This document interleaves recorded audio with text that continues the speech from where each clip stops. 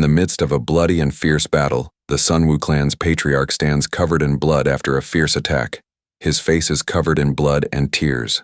He hears the sarcasm of his opponent, who taunts him for using techniques from other clans, such as Ching Ching and Dakong, even though he is the patriarch of the Sunwoo clan. The enemy asks if patriarch has forgotten his own clan's famous style, the 13 swords of Sunwoo. Dodong, a demon from the blood demon sect, appears, sitting coldly in the middle of the battlefield. Standing next to him is Sunwoo, the fourth son of the Sunwoo clan, who hints at betrayal of his own clan. Dodong asks Sunwoo if the secret martial art was taught only to patriarch. Sunwoo believes that the patriarch has forgotten it now. Dodong angrily calls patriarch a disgusting bastard who brutally killed his own relatives. Then Dodong's eyes fall on a little girl. He threatens Sunwoo Jin, who is now the last patriarch of the Sunwoo clan, that he will kill that girl with the same cruelty. The girl's name is Sunwoo Yunha, who stands firmly holding a sword. Sunwoo Jin looks at the scene in front of him in despair. The spirits of his dead clan members are seen floating behind him. With a broken heart, Sunwoo Jin apologizes to the person he used to call commander. He admits that he could never be like his commander. He remembers the commander's words, "Stand up straight. Don't blame yourself for the consequences. The real defeat is not in losing, but in accepting defeat."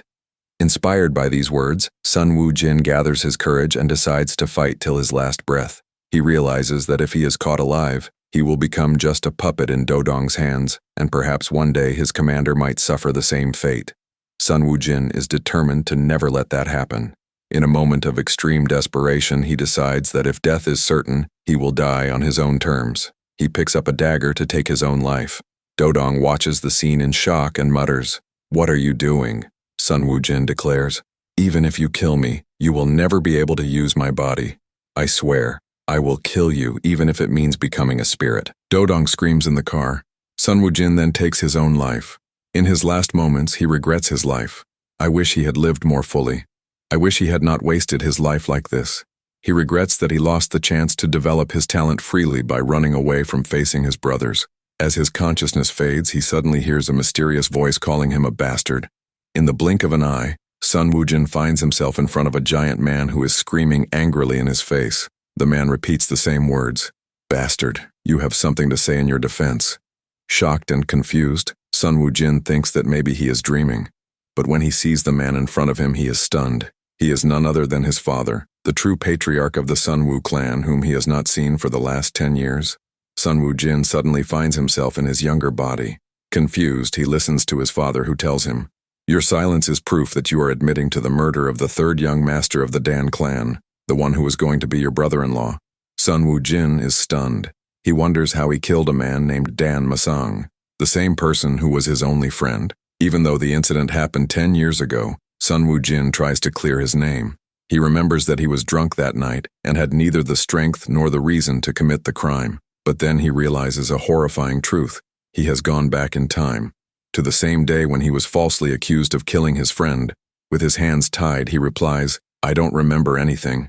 His answer enrages his father. He shouts in his face and calls him a fool. Asks, "Is that all you have to say?" The father desperately wonders how he will face the Dan clan patriarch after this crime. His 3 brothers, Sunwoo Sung, Sunwoo Hak, and Sunwoo Gui, stand there smiling with satisfaction. The father threatens Jin that he will kill him and send his body to the Dan clan to convince them to appease him. But the brothers make an even more ruthless suggestion that Jin be sent away alive but paralyzed, so that the Dan clan can take their revenge and vent their anger.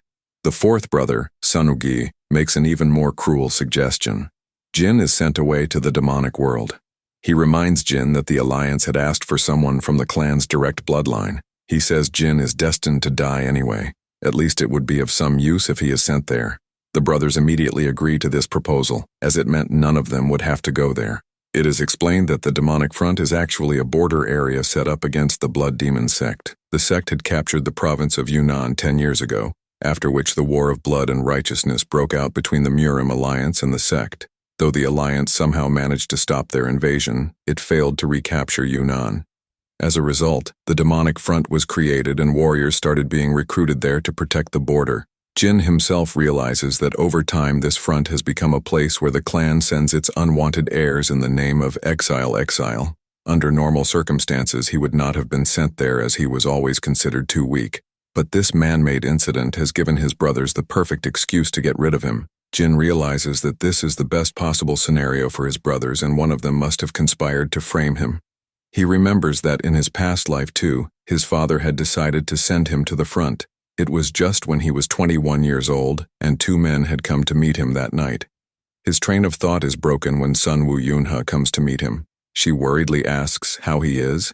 Jin replies that he is fine, and then asks about her. She says he is fine, and assures her that she is sure he is not guilty. Jin remembers that in his past life, he had just cried and thanked her for her words. But this time, with his new awareness, he asks her why she is so sure about his innocence. This question shocks Yuna. Jin explains that his fiancée Dan Hasang was his only friend. He had no reason to kill her. He says, "I was drinking with her face to face. Then suddenly I saw the sword, which was not in my hand, but was stuck in her back." Hearing this, Yoonha is shocked and asks why he did not tell this detail to his father. Jin gives a shocking reply, "Because I thought going to the front was the best option." He then explains his painful past to Yoonha. After his mother's early death, he had to live on his own without any support from the family. Even though people considered him a genius due to his amazing memory, he had to pretend to be a fool to survive. Slowly, his real personality got worn out in this drama, so much so that he literally became a fool in everyone's eyes, a disgrace to the clan who could only laugh like an idiot when made fun of. He tells that he lived like this for 21 years, and for a change, he has to leave the clan and go to the front. There, he hopes to meet his idol, the wind dragon Solbong. As Unha leaves, Jin notices that something is different this time. Last time, she just consoled him. He wonders if her different reaction this time is because she didn't cry in front of him. Lost in thought, Jin is shocked to see his father outside his cell. He realizes that the change is not just limited to his behavior. His father's presence here now is also different from his previous memories. He wonders in worry if his changed reaction has started to change the entire course of events. Jin remembers that in his previous life, when he pleaded with his father to let him run away, he just sighed and quietly walked away. But in this new reality, his father surprises him with a direct question. Was the accusation on you really a conspiracy? Jin is stunned. He wonders if his father had overheard his and Yoonha's conversation, and if he has started believing him this time. The father admits that he always knew that Jin was pretending to be a fool, but they were not aware of his desire to leave the clan. They regret why they did not understand this sooner. The father apologizes to Jin.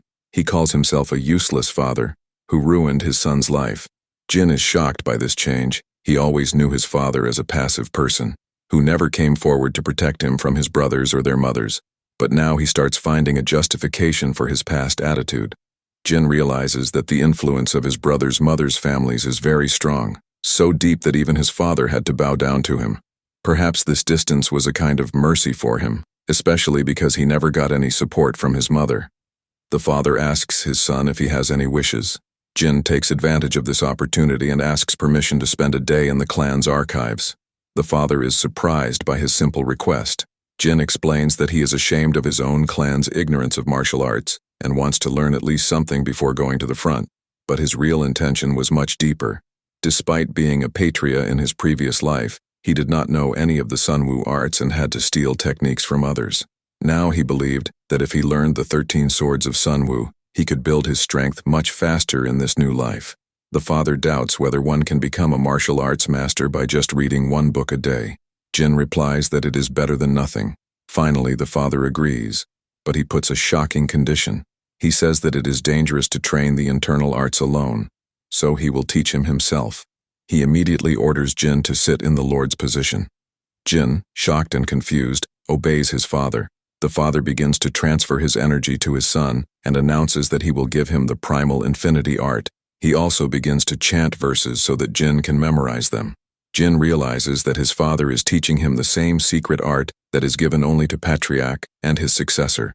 Even though he should be happy, he feels a strange and uneasy feeling while receiving this knowledge. He wonders what this feeling is. On the other hand, Jin's brothers protest the decision to allow him into the archives and demand that the father take it back. The father says that Jin's needless death on the front will disgrace the clan's name. The eldest brother tries to protest, but his father sternly shuts him up and says his decision is final.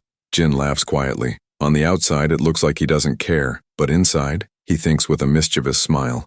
One day is enough for me. Jin sets his goal as soon as he enters the clan archives. He doesn't want to master martial arts, but to memorize everything in the entire archive. He explains why he was called a genius in his previous life because he had a photographic memory. This ability allowed him to copy the moves of his comrades on the battlefield. His commander named this talent as identical memory.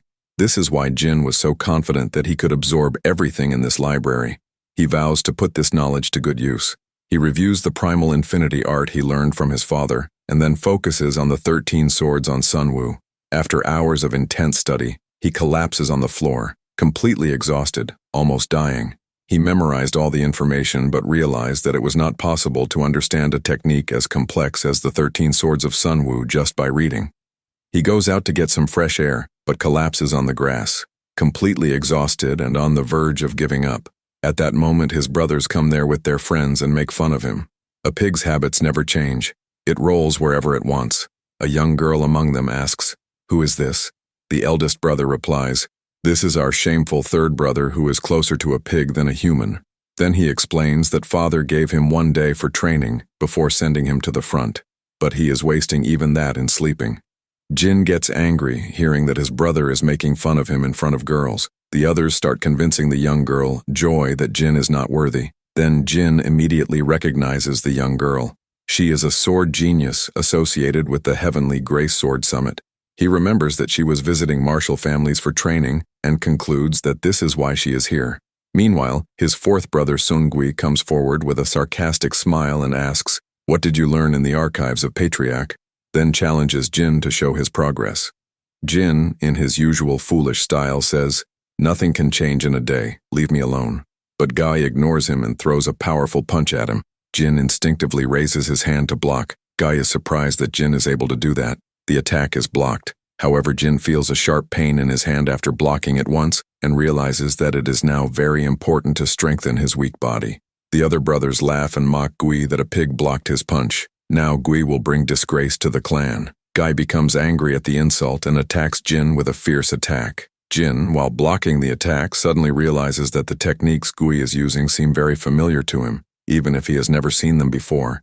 Then he realizes that these techniques are the martial arts of the Sunwoo clan. Someone uses the triple cyclone strike. Jin suddenly speaks while blocking it. Amazing. Amazing then immediately acts stupid and laughingly says that it was a slip of the tongue and asks his brother to throw more attacks. The other brothers laugh and tease Gui that Jin is enjoying his attacks. Guy's anger and insult grows and he shouts, "I will kill you," and continues to attack. But Jin is secretly happy because he understood the parts that he didn't understand from just reading. Finally, Guy uses the defense-shattering technique, a technique that combines punches and kicks to strike the enemy's weak points. But Jin notices that Guy was not able to perform it properly and left himself vulnerable. Jin takes advantage of the opportunity and counterattacks. The blow is so deep that Gui writhes in pain. After the fight, Jin, exhausted, falls to the ground due to his heavy body. Sun Wang taunts that the pig was lucky to escape and joins the others to attack him. But before they can do anything, Seol intervenes and stops them. She sternly says that it's shameful that they want to attack their injured brother, who can barely stand.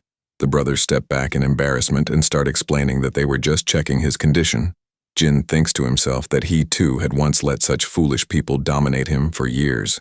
Everyone leaves from there, and as soon as they leave, Jin again falls on the ground due to exhaustion. He realizes that getting rid of this extra weight is his first priority now. Suddenly, his father appears there. He says that Jin has worked hard, and he feels proud of him. Jin becomes speechless after hearing these words. Then the father reveals a personal secret of his. Out of his 4 marriages, only 1 was of his own choice. The rest he did for the clan, considering it his duty. But now he himself doubts whether this was really true. After this, he tells Jin that he will practice a little with the sword because he has not practiced for a long time. Also, he advises Jin to go and rest. The father starts showing his sword moves and Jin immediately recognizes them. These are Sunwoo's Theron swords. He realizes that his father is demonstrating them to him personally, gradually increasing the speed so that he can understand the technique in practice. Jin is filled with deep gratitude. He realizes that his father is doing all this for him. The scene then returns to the archives. Jin reads his ancestors' diaries. They are full of precious thoughts and perspectives. But as expected, he does not understand even the basic movements just by reading them. Then he picks up a journal and notices that its cover is unusually thick. He carefully opens the edge and finds an old manuscript hidden inside. It contains a fighting technique called the 14th form. When he flips it back, he also finds the 15th form. Jin is stunned. The clan's technique, which until now was only called the Theron swords, actually has additional forms hidden. Meanwhile, at the clan headquarters, Sunwoo Yuha is sitting in front of the mirror in her room. She remembers Seol's beauty and grabs a lock of her hair, wishing it would be just a little longer. Then she hears her maids laughing. They whisper that fourth young Master Gui was beaten and injured by third brother Jin. One maid sarcastically adds that Guy tried to show off in front of Lady Joy, but fainted. The two maids burst out laughing, not knowing that Yunha is listening. Yunha's face immediately turns cold and sinister. She sharply asks, "What exactly did you say? Was Jin really the one who hurt Gui?" The maids admit the truth tremblingly. Yuna boils up inside. She has never tried to do this, how dare you? Meanwhile, Soel gives a document to her friend Chongyan. She tells her that she has bought this information from a local broker. Chongyan thanks her, but Soel says that there is no need to thank friends. She jokingly asks why Chongyan is so interested in that fat young man. She laughs and says that his eyes are barely visible under the fat. Chongyan calmly replies that the person she saw knocking down her brother in a fight had an impressive gait, and this is what aroused her curiosity to know about his past. Soel doubts that it was just luck, but she believes that Chongyan has always had a keen eye for talent. Then she changes the topic and complains that Chongyan covers her eyes with her bangs and hides her beauty. Chongyan laughingly asks if Soel will be happy if she does this. Soel smiles and says no, then I will be jealous. Both of them laugh and express pride in their friendship. The next morning, Jin is ready to leave. His father and Yuna come to see him off. His father advises him to do well for the clan's glory and to stay safe. Jin bows and promises to bring pride and honor to the clan. Yuna gives him rice balls. She says she made them herself. Jin emotionally thanks him and says they must be the best. Jin sets off on his horse with his Scots. After a short distance, he tells the group leader Jang Gang that he has decided to run from here to Yunha so that he can lose weight. Gang is surprised at first and says that doing so will delay the journey and cause losses. Jin offers to take the horse from him, but Gang honestly says that this deal is much more valuable than his wages. Jin smiles at his honesty and offers a mutually beneficial deal in return. He will give the horse, and in return they will help him with some matters along the way. The gang realizes that the third young master is not what the rumors say. He shakes hands and accepts the deal and promises to help Jin with all his might. Thus begins Jin's journey. He wants to run the distance that even a horse can only cover by running for 3 days straight. At first, his body does not support him. He falls down exhausted, vomits, but he gets up and starts running again. Suddenly, a hand hands him a handkerchief. He opens his eyes and sees that it is Changyan. She encourages him with a smile and says that she will now be one of his supporters. Jin feels proud inside after she leaves and gets up with new energy. After a while, the escorts light a fire and prepare food. When Jin is asked why he is not eating the food cooked by his sister, he shyly says that it was not tasty. The escorts laugh and joke that whoever marries him will be ruined. Everyone laughs and jokes, but deep inside Jin thinks that maybe he is not meant to live a peaceful life with his family.